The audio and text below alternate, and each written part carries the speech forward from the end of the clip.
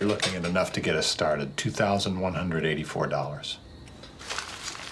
But movies cost millions of dollars to make. That's after gross net deduction, profit percentage, deferment, 10% of the nut. Cash, every movie costs $2,184. What would you say your trademark is, if you have one?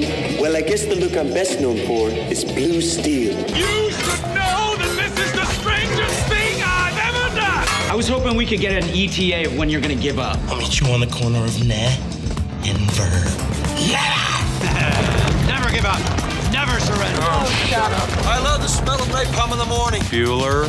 He's sick. My best friend's sister's boyfriend's brother's girlfriend heard from this guy who knows this kid is going with the girl who saw Ferris pass out at 31 Flavors last night. I guess it's pretty serious. Hey, everybody. Welcome back to the intersection of faith, family, and filmmaking. You're listening to Fearless with Mark and Amber, a behind the scenes of our filmmaking ministry, Fearless Features, where we are creating educational, documentary films about the issues impacting our culture and society from a biblical perspective, and pursuing truth above all else. I'm Amber Archer, and joining me is my husband, author, director, speaker, Mark Archer. I'm the guy. This is the guy. This is the guy. I'm the guy. You can learn more about us and the movies we're making by visiting fearlessfeatures.org. It's also a great place to make that one-time or monthly donation if you are passionate about reaching the lost for Christ. Visit fearlessfeatures.org to share your support today. Happy premise number 3. Even though I feel like I might ignite, I probably won't. I probably won't. Probably good to remember today. Yeah. Hey, so exciting announcement for July 11th. Yes. We have a free screening at Noblesville Life Church, Noblesville, Indiana. So if you are available, I mean, kids are going to be going back to school in a few short weeks after this screening. So it is imperative if you have a child or children going back to. You gonna tell them which movie is screening? Oh, Title IX. Sorry, I forgot. Well, you know, I just get excited. I don't know, pick one. No, kidding. It's like mystery meat at the buffet. No, Come and no, see no, a no, movie. no. We're Okay. not gonna tell you which one it is. No, okay. Screening of Title IX Yes. at Life Church in Noblesville. Mm-hmm. Discover how the Title IX legislation through the Biden administration. Yep. And Fortunately did not go through. yes, it's been reversed. Yes. Thankfully, but kind of goes along with what we're talking about today. You still have to understand this. If we learned anything over the past 4 years, it's the loony left, and I'm talking about communist Marxists. They have shown their hand, and they almost got away with all of this. I mean, they have done immeasurable damage. But so come and watch Title IX, because it's not just that. No. One of the most fascinating parts of Title IX is where Jeff Younger breaks down how the left creates victim groups through the legal process.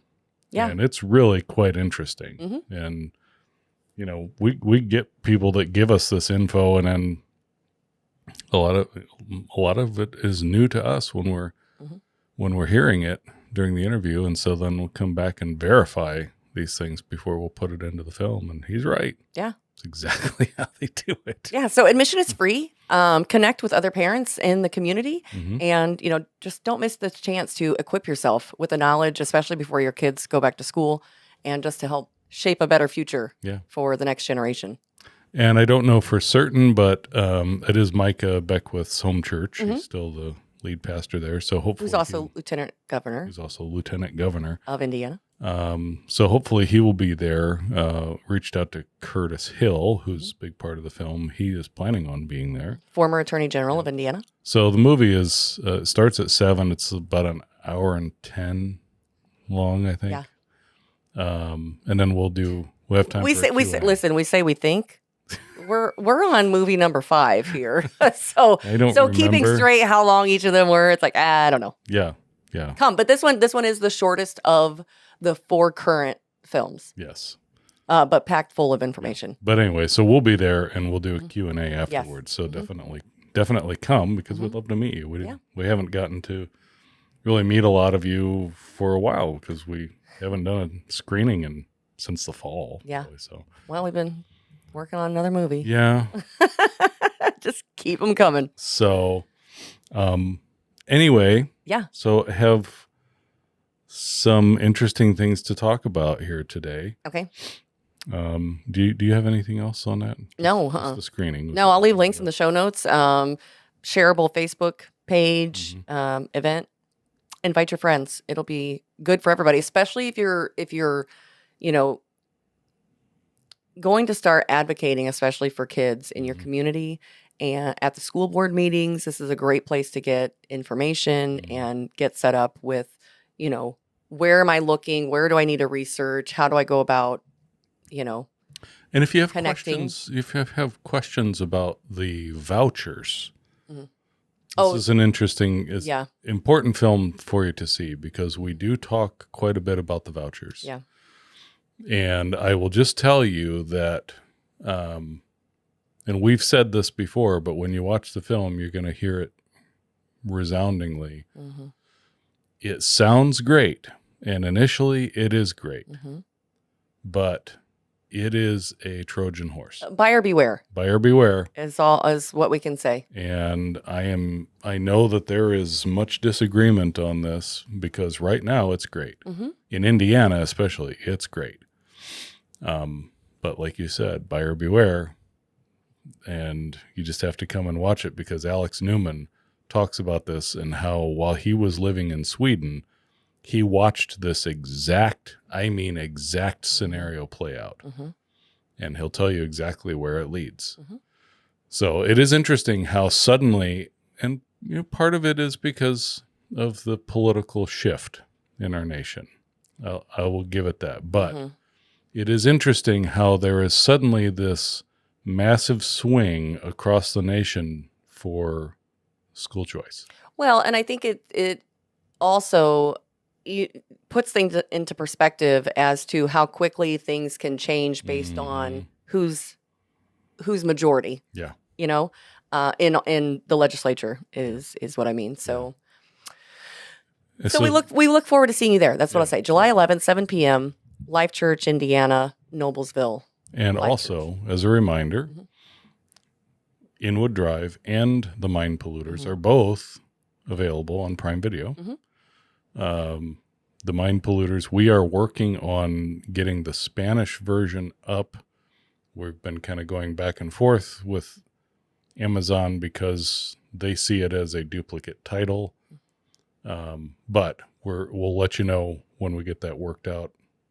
There is a full Spanish dub of it. And so we'll let you know on that. And keep us in your prayers because we are working to get the other two. Dysphoria and Title IX on Amazon. So Hopefully we'll know here in the next month. yeah, we'll let you know. Yeah. So there's a quick ministry update. We don't have any guarantees. No. So on to what you have today. What's going on today? So the general theme here that I wanted to share with everyone is to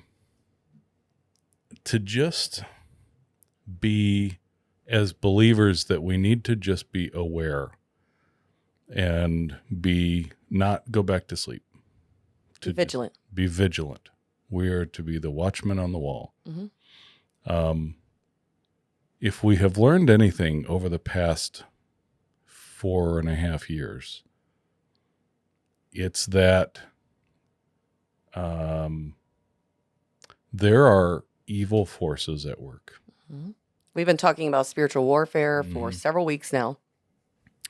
So no surprise. Yeah. And if it didn't occur to, a lot of us, for me, I can look back and say I started to wake up to this stuff. I remember the first time I really was aware of how evil a government could be was watching the Waco showdown, the Branch Davidians.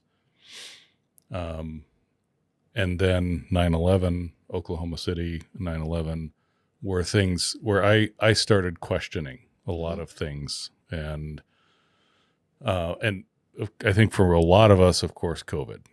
This was, forget about what you believe about the origins and the authenticity, everything. I'm talking about governments across the world locking down the entire society, locking down churches, keeping bars and strip clubs open, cannabis dispensaries open, Liquor stores. liquor stores were open, but churches were not allowed to be open. Right. If that didn't wake us up, then I don't know what would really wake us up. There is a UN report that was written at least a decade ago called Operation Lockstep.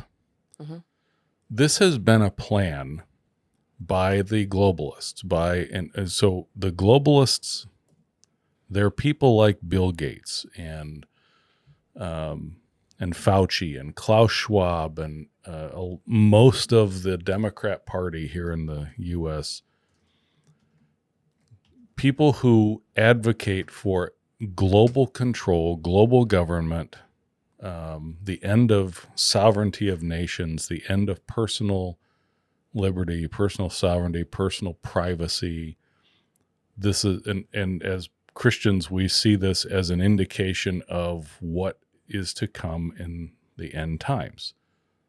The last days, the days of the Antichrist. They will achieve this only because the Lord will allow it for 7 years. But they are going to continue inching closer to this. And this is what Operation Lockstep was written and published. I'll find it and I'll put it up on. I have it here. Do you? I'm looking at it right now. Googled it? I just Googled it. Yeah, Operation Lockstep. Well, and guess who it comes from? The Rockefeller Foundation. The Rockefellers, yes. How interesting. I'll leave a link. You guys can read this for yourself. Yes. It's a 54-page report. Does it have a date on it? May 2010. 2010. Okay, I was off by a few years. So 2010. So it takes 10, 15 minutes to read. And What are you talking about? 54 pages? It's going to take me longer than that. okay. It's a whole book. But read it and realize that this was drafted. This is when it was published. So they were working on this a decade before, right? And 10 years, fully a decade before COVID comes along, they had already plotted this out. The Rockefeller Foundation, the UN, all of these globalist organizations that have all the wealth, all the money, all the demonic control of everything, they plotted this out. There was another, there was actually a tabletop exercise called Event 201. Oh, I saw videos of that. Yeah, that was if you've seen the movie Plandemic. If you haven't seen Plandemic, you should watch that. Oh, yeah, here. Yeah. Plandemic, I think it's plandemicseries.com. Mickey Willis. I'll leave a link. Plandemic is a great film. It was banned everywhere, but he exposed all of this right when COVID happened. He was on it. He had already been working on it. I didn't know he's got Plandemic 3 now. Yeah. Wow. Yeah. Okay. So anyway, yeah, because he had video from Event 201 where they war gamed out a tabletop exercises where you think of it as, of course, when we were growing up, it was like playing Dungeons and Dragons. Right? It's like a tabletop game. You're not actually doing anything, but you're pretending. And in military, we do this a lot. We used to do this for search and rescue, and that where you would just sit and war game out. This happens now. What are you going to do? And all of the department heads basically around the table. Okay.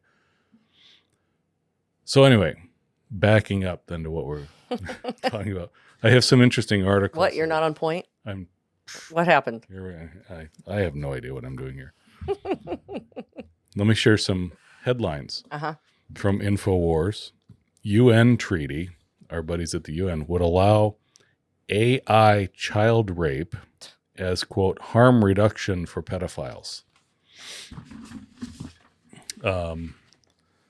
According to a report by Stefano Gennarini of the Center for Family and Human Rights, a new UN treaty allegedly designed to fight cybercrimes would allow predators and tech giants to profit from the sexual exploitation of children, including through images created using AI. The UN treaty mandates the criminalization of non-consensually sharing intimate photos as well as child sexual abuse materials, images of real children, but, quote, still allows for a broad swath of sexualized content involving children. Such imagery is still illegal in the United States, with 38 states having enacted laws specifically targeting AI child exploitation materials, and the Justice Department has been aggressively going after creators of AI-generated child abuse images. This year alone, AI child abuse images have been spreading like wildfire, with law enforcement struggling to catch up. And there's more to this. We'll leave the link. But the important thing to remember here in this is, again, this isn't slowing down. Right. America literally is for the next 3.5 years, we're the last ones standing across the globe. When we talk about the globalists, literally the entire globe is united, still trying to advance the globalist one world agenda, and it includes normalizing all this stuff. Everything we were talking about last year, they're still pushing it. Well, and it's the same thing we were showing people within dysphoria, but especially Title IX, as you try and add gender identity into civil rights law. Yes. And how they're pushing to normalize the pedophilia. Yep. So that it's an identity group. And so that's why this stuff is really important to understand. Mm-hmm. And I mean, come and educate yourself. We'll have resources available for you to come see Title IX. Take with you and understand what's happening so that you can protect your children, especially. Yeah.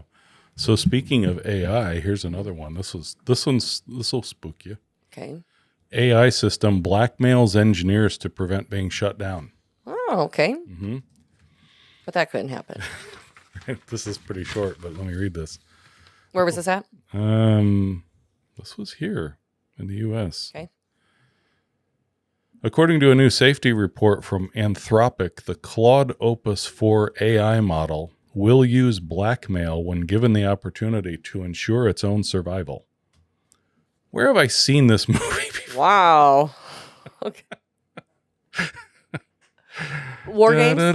Yeah, War Games, Terminator. Yeah. During testing, the model was given sensitive information about engineers and then used that information to try to blackmail them. The AI was provided with fictional emails that suggested it was about to be replaced, and also that the engineers who would replace it were having extramarital affairs.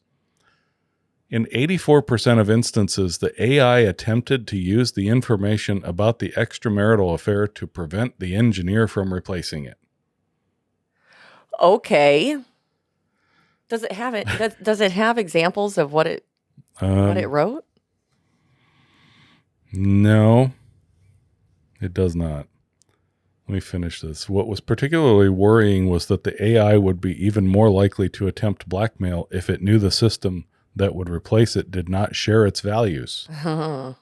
The Claude Opus 4 system began its bargaining with pleas, but resorted to blackmail when it felt it had no other option. As a result of the testing, Anthropic has been forced to implement its ASL3 safeguards, which it reserves for, quote, AI systems that substantially increase the risk of catastrophic misuse. In the past, Anthropic has been forced to apologize for other bad behavior by its Claude AI. In a lawsuit against the firm, lawyers acknowledged that Claude, quote, hallucinated a fake legal citation. Sure, it's going to be fine. Right. Okay. I'm sure it's fine. Nothing to worry here. Nothing to worry about. One more before we go to break, and then I've got an interesting clip from someone that we interviewed. This is from Not the Bee. Okay. Oh, I love them. Ninth Circuit Court of Appeals. Well, Not the Bee is their serious one. I know. Ninth Circuit Court of Appeals rules Seattle Spa must allow male with fully intact genitals to bathe naked with men. There's a picture. Wait. There's a picture. No. Read it again. I think you read it wrong. No. Must allow male with fully intact genitals to bathe naked with women. I'm sorry. Yeah. Did I say men? You said men. With women. It's like, it's a dude with dudes. It's, ew, still. Breaking, the Ninth Circuit Court of Appeals has ruled that Olympus Spa, a female-only nude Korean spa in the Seattle area, Okay. must allow trans-identified males into the facility. The female-only nude spa was found to have discriminated against a male with fully intact genitals who identifies as trans after it prohibited him from bathing naked with women, including girls as young as 13. Who's taking a 13-year-old to an all-nude women's spa? People do. There is something wrong up there in the Pacific Northwest. The lawsuit was filed by the Washington State Human Rights Commission in 2022. The 3-judge panel. Of course, I wonder if in any of this was, set up. I'm sure. You know, this stuff this this is purposely done all the time. In fact, watch Title IX with us and you'll hear Jeff explain how they do that. Uh-huh. Oh, the lawsuit filed by the Washington State Human Rights Commission in 2022, the 3-judge panel ruled 2-1 with Trump appointed Judge Kenneth Lee issuing a strong dissent. Anyway, that's Washington State, where this is still in full swing. They're not backing off of this at all. Well, and it's going to continue. I think that's the thing, especially, I hate to say, watch the progression, especially, and it's why we focus so much on education, because they really are trying to educate the next generation to accept all of these things, and that's why you see more and more of it being pushed into the schools at younger ages. Well, and what we're seeing now with these leftist, communist, globalist judges, this judicial coup that's going on right now, every single thing that Trump does, they take him to court and they'll get a judge to strike it down. 90% of the stuff, the judges don't have any authority in it. It is so crystal clear in the Constitution. The president has the sole authority over the things that he's doing, like the tariffs. That is his to do. That doesn't stop the judges. Stopping the deportations. We're deporting criminal aliens, and the courts want to stop it. This should tell you all you need to know. It's not even about Republicans and Democrats. We're talking about a criminal coup against the American people. The American people overwhelmingly voted for Trump because we want him to clean things up. And the deep state, including these judges, is saying, nope, we're going to continue Operation Lockstep. We're going to continue driving this into the trash. It's amazing. Okay, let's go to a quick break, and when we come back, we have a clip from our buddy Rob McCoy. Be right back. This may sound really shocking, but it's not really surprising considering that international research repeatedly portrays that 0.5 up to even 3% of our male population has some form of pedophilic interest. What they'll do is they'll pick this identity group, and their goal is to turn this identity group into a victim status where they can claim rights at law. We must fight discrimination on the basis of sexual orientation and gender identity, and we must prosecute those who target victims for violence because of who they are or whom they love. The Biden administration is amending Title IX to expand protections to LGBTQ students in schools that receive federal funding. What's happening in the public schools now is a deliberate attempt to convince our children that they may be transgenders. It's being portrayed as cool. Used to be fashionable by being gay. Now you're fashionable by being trans, and everybody celebrates you. Well, you want to be celebrated. We are in a battle right now that is far beyond Democrat and Republican. We are talking now in the realm of good versus evil.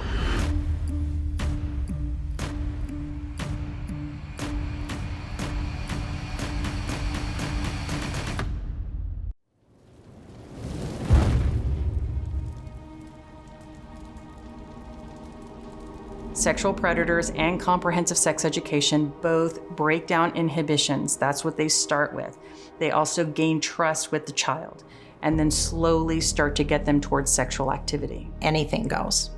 You are teaching children adult child sex, you're teaching transgender issues, and children are moldable and influenced by that. They said, okay, now we need you and your team to be able to explain what homosexuality is to a 4-year-old student. To introduce this kind of material at that age, frankly, it's child abuse. You're going to teach our children that it's okay for any two children of any age, of any sex, to have sexual intercourse with each other as long as two components are present.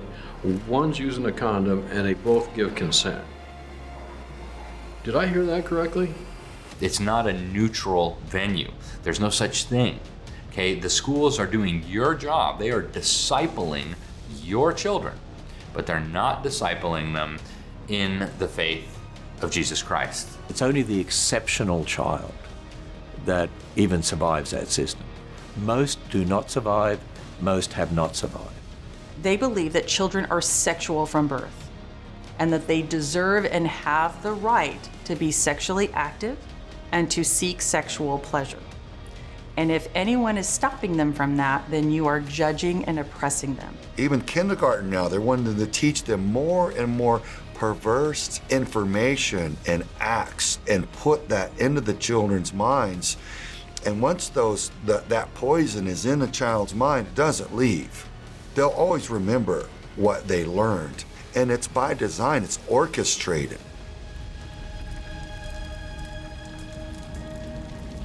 In my humble opinion, it will be worse before it gets better.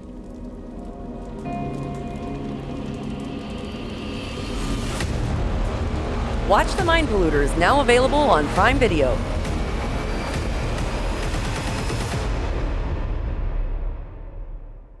So here's an interesting one. Just coming back to this theme. This is from Todd Starnes. And I want to read part of this and then share part of our interview with Pastor Rob McCoy, who was in Dysphoria.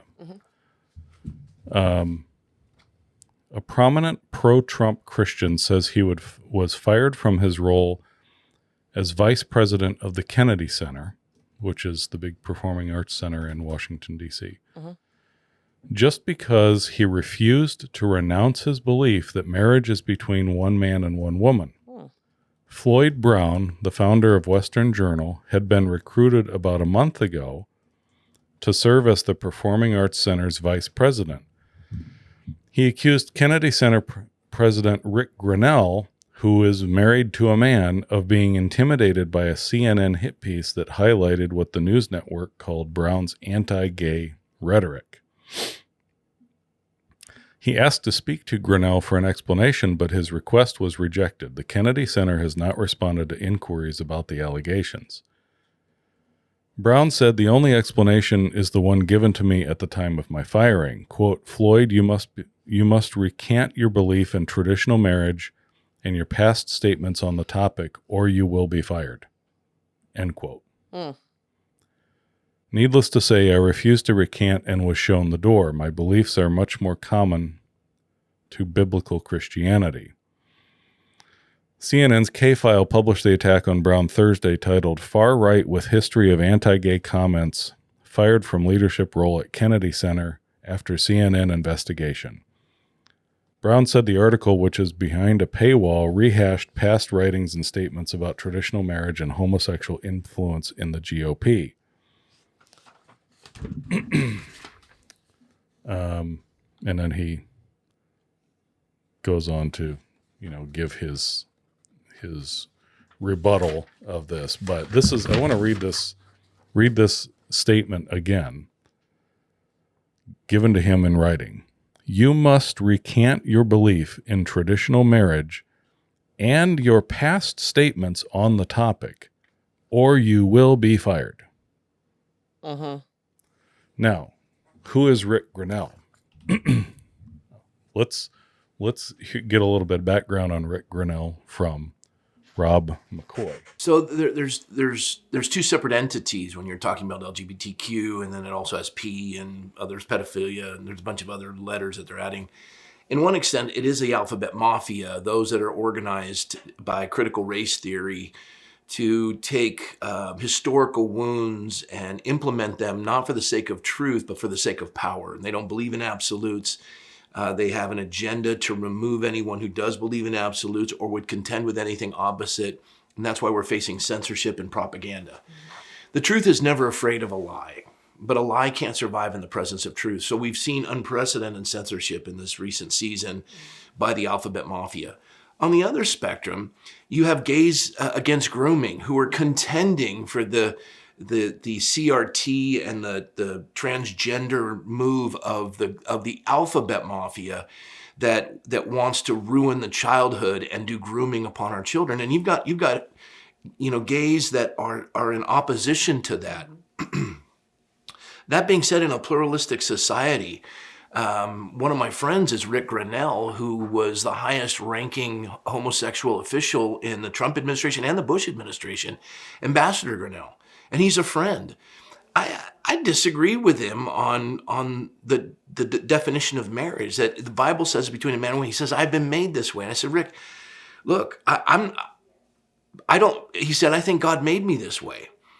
And I said, if that's the case, and my sexuality is the way God made me, then I was made to sleep with every woman I find attractive. But monogamy to a woman, Michelle, that I've been married to for 32 years is antithetical to what, when I was growing up, I was moved by. But when I came to Christ, I had to submit every aspect of my being to him. So I don't know that we can bend the scriptures to fit what we want it to be.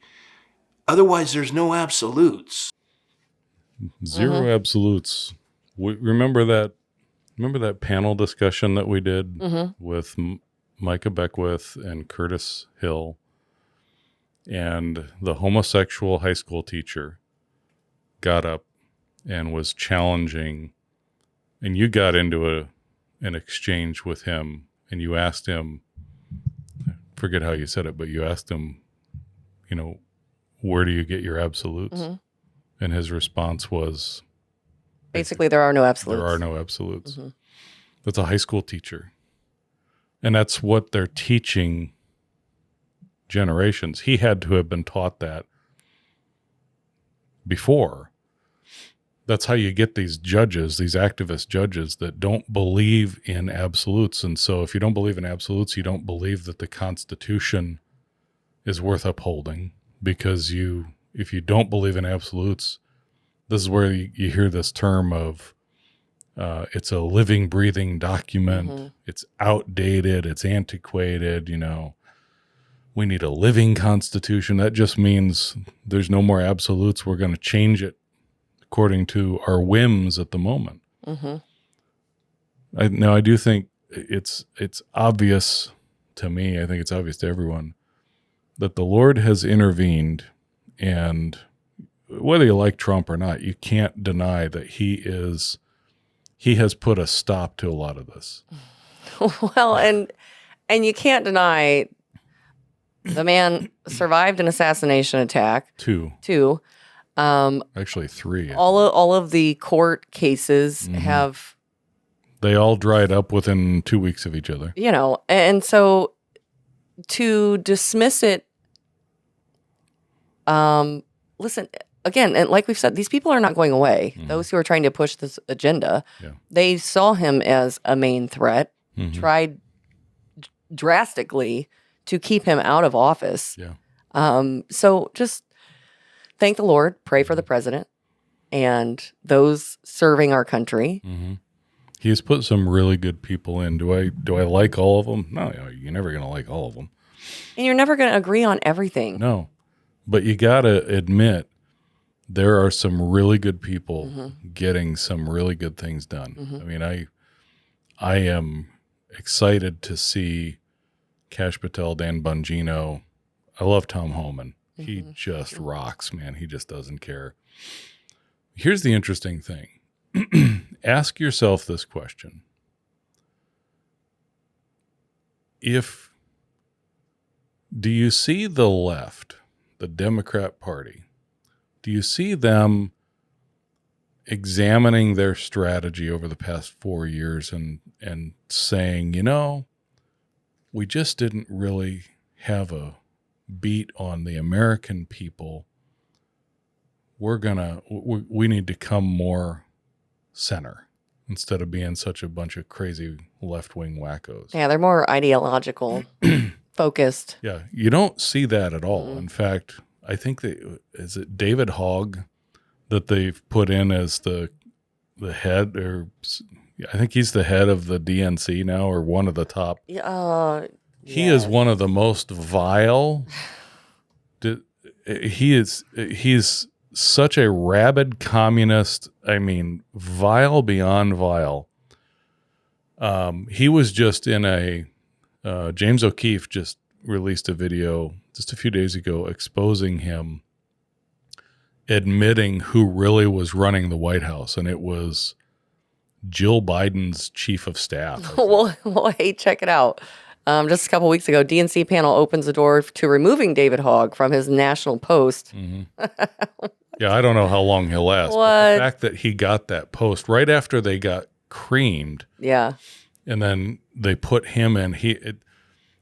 You see them doing exactly the opposite of learning a lesson and saying, you know what, maybe let's do what's right for the country. In fact, they're doubling, tripling, quadrupling down on the craziness. So there's two books that, if you're in the mood for a read, that I'm going to recommend. The first one, this is a thick one. It's called Operation Pineapple Express. Okay. This is about the incredible story of a group of Americans who undertook one last mission and honored a promise in Afghanistan. So it's by Lieutenant Colonel Scott Mann. This is about a bunch of former special operators, Navy SEALs, intelligence operatives who ran basically an underground railroad to get our ally operatives out of Afghanistan when Biden pulled the plug. Okay. And what we're learning now, of course, is I don't think Biden had any idea about anything he was doing. It was the globalists behind the scenes that were running his autopen that did all this. When our Afghanistan withdrawal happened, we gave the Taliban $80 billion worth of military equipment. That's on purpose. That's accelerationism. Which we talked about in a prior episode. Give $80 billion worth of high-grade military equipment to people who literally want to see us dead. So that's one book. The same people who were responsible for that just released this one called The Gathering Storm. And I was just going to ask you if you got through it. I see I did. I'm almost done. I'm done with the main part of it. Here's the thing to remember as Christians, and I don't want to be alarmist. Yes, I do. I do. We were just talking about this. Let me just read a couple of quotes. It's on a need to know basis, and you need to know. You need to know this. Okay.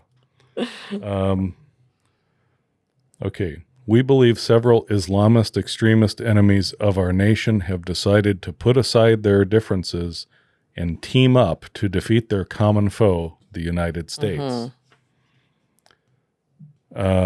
This is not a fictional scenario. It is a realistic approximation of what the impending Islamist terror attack on the U.S. could look like. The long-term goal of our enemies is a global caliphate. That means one world government under Islamic Sharia law that dominates our Western way of life, and their short-term objectives include inflicting as many casualties as possible to advance a multi-decade plan to destroy the U.S. and the West. This is where it will freak you out.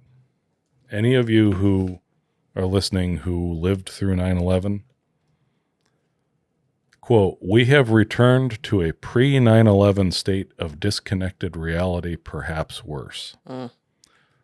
This is written by intelligence operatives, they're called GWAT, Global War on Terror, Green Berets, Navy SEALs, all these people that are part of this network that all contributed to this. And the theme of this book is get yourself prepared, because they talk about, the patterns, and these are people who were studying the Islamic terror groups and all this, and it's not out of the realm of possibility that we're going to see something that dwarfs 9/11.